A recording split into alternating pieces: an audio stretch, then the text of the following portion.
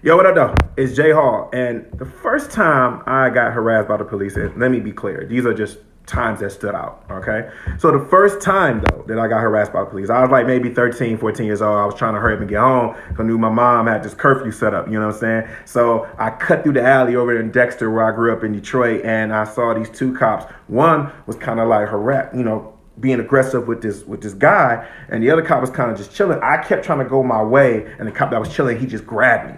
And he throws me up against the fence or the wall. I can't really remember. And he's like, "What you see?" I said, "Huh?" And he takes his gun out. He places it right here. And he said, "What did you see?" And I'm like, "Nothing." He's like, "Good, good, good." And he starts wiping, tears / sweat off my face. And then I went home.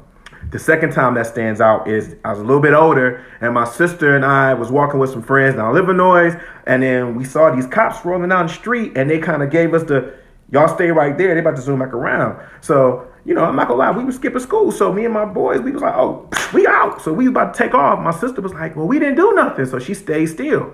And I didn't want to leave my sister. So I started walking back when the cops are surrounding her. And I had my hands up like this.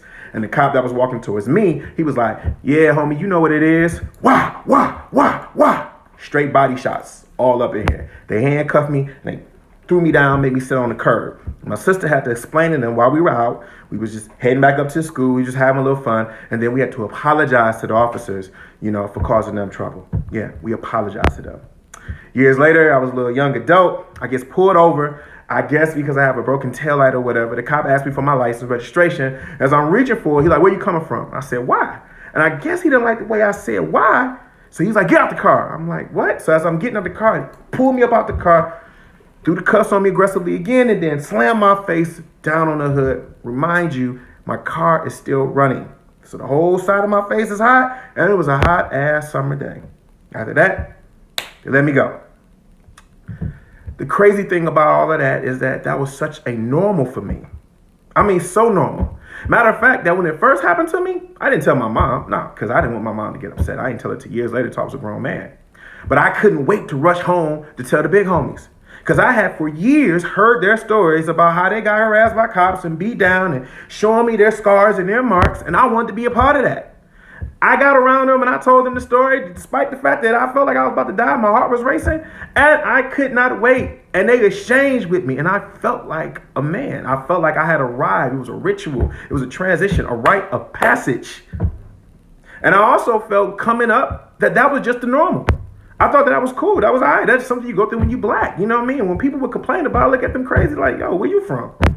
It took me years walking around with that psyche to get that type of thinking out of my head. I'm talking years. And even though I am not with that thinking, I understand that was not cool. That was not normal. That was not okay. America, the country itself, is always reminding me something different. You see, America's always reminding me that it's not the music that you like or my athletic ability or my style and dress that's not here to entertain you. I am less than cattle. You have no use for me. America is always reminding me that it does not care about black children, Tamir Rice. America is always reminding me that it does not care about black women, Breonna Taylor. And America is always reminding me that if it has no use for me, it would get rid of me as cool, calm, and collective as that officer that placed his knee on George Floyd's neck for 9 minutes. See, the crazy thing about that image for me, I don't know about you, was that he was so cool about it. He wasn't even angry. Because see, even in my past experiences, the cops were like a little bit aggressive. You understand? That's how less we meant. It was just nothing. And America is always reminding me of that once I don't have no use for you, that's what you're going to do. And see, when anytime somebody asks me, "Well, why is it that when they riot, they destroy their own neighborhoods?" Well, one of my responses is, America is always reminding us that this neighborhood is not ours. We just live here. And the moment that we get out of line, it's going to put us back in check. You see, when it comes to America always reminding us, the possibility of the outcome is always going to be that these very fine people, these black people who built this country for free, might turn around and burn this whole motherfucker down for free. And that might be a price to pay.